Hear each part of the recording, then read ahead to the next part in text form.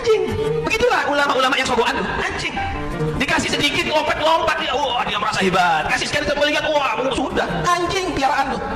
Anjing itu nurut tak? Dikasih belum, wah dia seperti dikasih emas.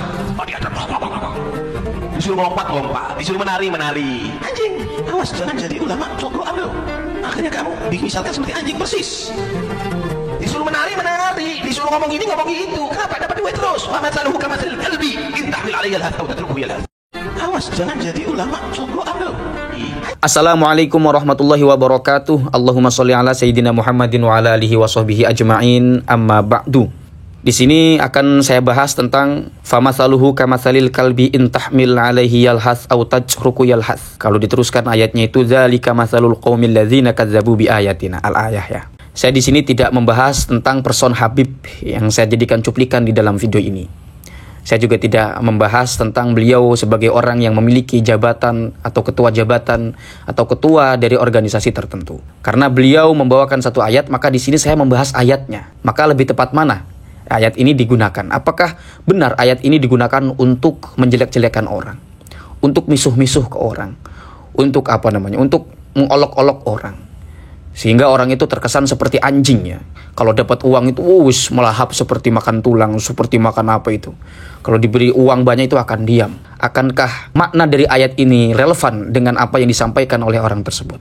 Di sini saya membahas ayat ya, tidak membahas orang yang dikenal sebagai yang memiliki nasab begitu. Toh tidak penting kita memiliki nasab siapa, atau saya tersambung kepada nasabnya Makun atau Sumardi atau Mukidi atau Maman, Mimin, Mumun. Kalau kita memang akhlaknya buruk, kita akan dinilai buruk oleh orang lain. Dan tentu kalau kita berbuat dosa, kita akan diganjar dosa. Begitu kira-kira ya. Di sini ada unsur balaghah ya.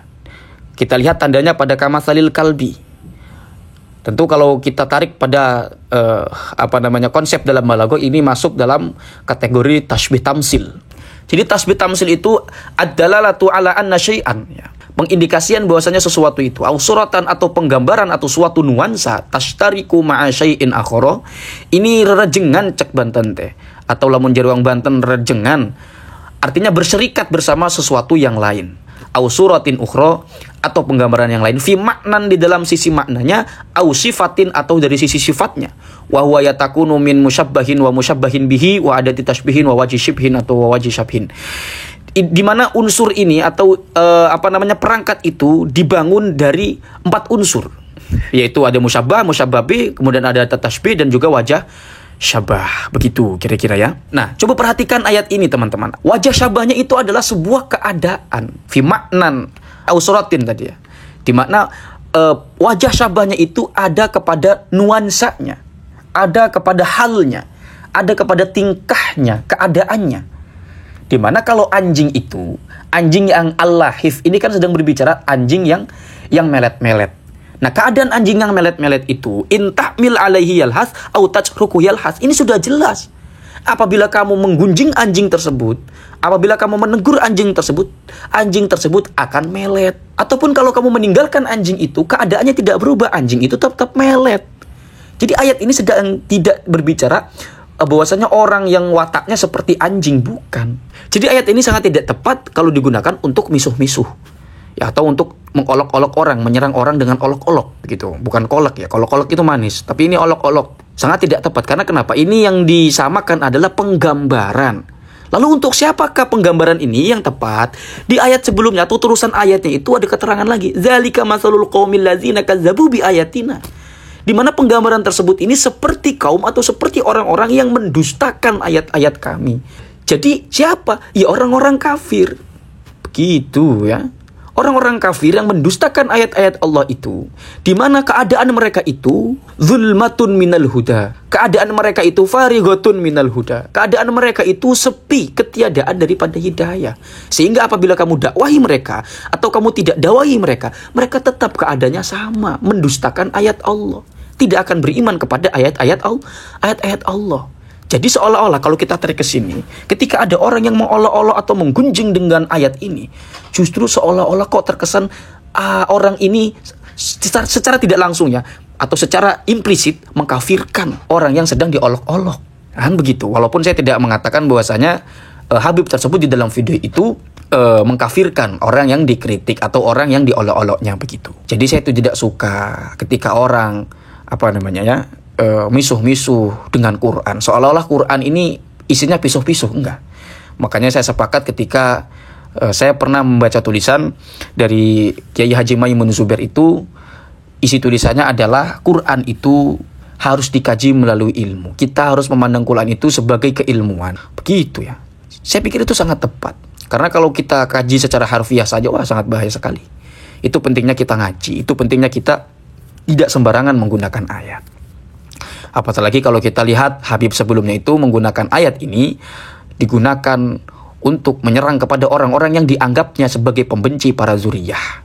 Yang padahal kalau kita kaitkan dengan penelitian Kiai Haji Madudin Usman, nasab mereka ini dipertanyakan. Walaupun saya tidak mengatakan bahwasanya nasab mereka terputus, saya di sini memosisikan diri sebagai pelajar, sebagai pengkaji ilmu. Saya tidak pernah menyatakan sikap bahwasanya nasab mereka terputus, tidak, secara pribadi tidak ya. Saya di sini berbicara sebagai konten kreator saja, begitu ya. Jadi intinya begitu, kita kembali ke laptop, sudah jauh ngecapraknya tadi. Jadi ayat ini sedang berbicara tentang keadaan orang-orang yang mendustakan agama Allah, mendustakan ayat-ayat Allah, disamakan sebagaimana anjing melet ya. Dimana anjing melet itu mau digunjing atau mau ditinggalkan itu tetap sama melet-melet.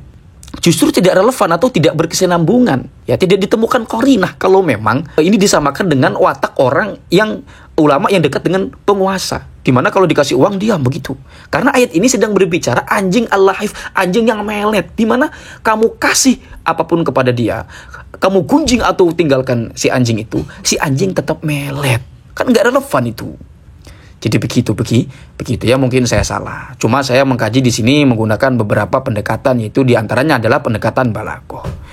Terus kalau ini digunakan untuk misu-misu, bahaya juga ya, karena ayatnya tidak seperti itu memang isinya. Itu ya, secara tidak langsung juga berarti ini kalau kita mengatakan orang atau mengolok-olok orang dengan ayat ini sebagaimana berbicara anjing seperti anjing, di mana ayat ini sedang berbicara alladzina kadzabu bi ayatina, orang-orang yang mendustakan agama Allah, berarti secara tidak langsung, secara implisit orang tersebut mengkafirkan, menganggap kafir, seolah-olah terkesan seperti itu. Ya itu konsekuensi lah kalau kita menggunakan ayat ini sebagai olok-olok, kan begitu.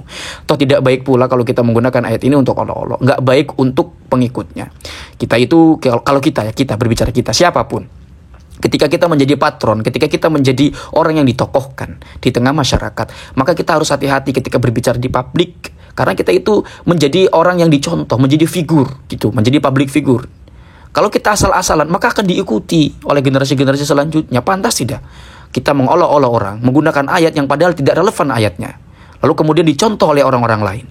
Nah, tentu ini kan bahaya ya, bahaya. Saya hanya mengatakan bahaya, tidak mengatakan hal-hal lain. Saya juga tidak menasihati Habib yang saya bacakan di sini karena sangat tidak pantas lah, sangat tidak pantas. Saya mengkaji ayat, mengkomparasi dengan pendekatan balaghah. Jadi mudah-mudahan ada manfaatnya. Tentu yang saya sampaikan ini banyak kekurangan, teman-teman bisa melengkapi di kolom komentar, dan tentu berikan komentar yang argumentatif, tidak saling mengolok-olok. Tetap jaga cinta, kita sebagai pribadi yang sama-sama saudara. Kata Nabi Muhammad, kita tuh antar sesama saudara harus saling mencintai. Bahkan kecintaan kita kepada tetangga harus sebagaimana kita mencintai diri sendiri. Tetap jaga percintaan kita, bukan percintaan dalam tanda petik si Nong Sarminah sama Nong Makun, sama Mang Makun ya, atau Su'aib dengan Su'aibah, bukan. Tapi percintaan secara universal, percintaan kalau bahasanya Plato itu atau bahasa Yunani kuno itu bahasa yang phila, cinta kebijaksanaan. Wah, jadi mana Yunani kuno itu kan udah Islam. Oh, nggak gitu juga. Tapi kalau saya bahas panjang lagi lah, intinya cinta yang universal itu cinta secara umum, secara menyeluruh antar kita sesama manusia. Hadanallahu wa iyyakum ajma'in. Wassalamualaikum warahmatullahi wabarakatuh.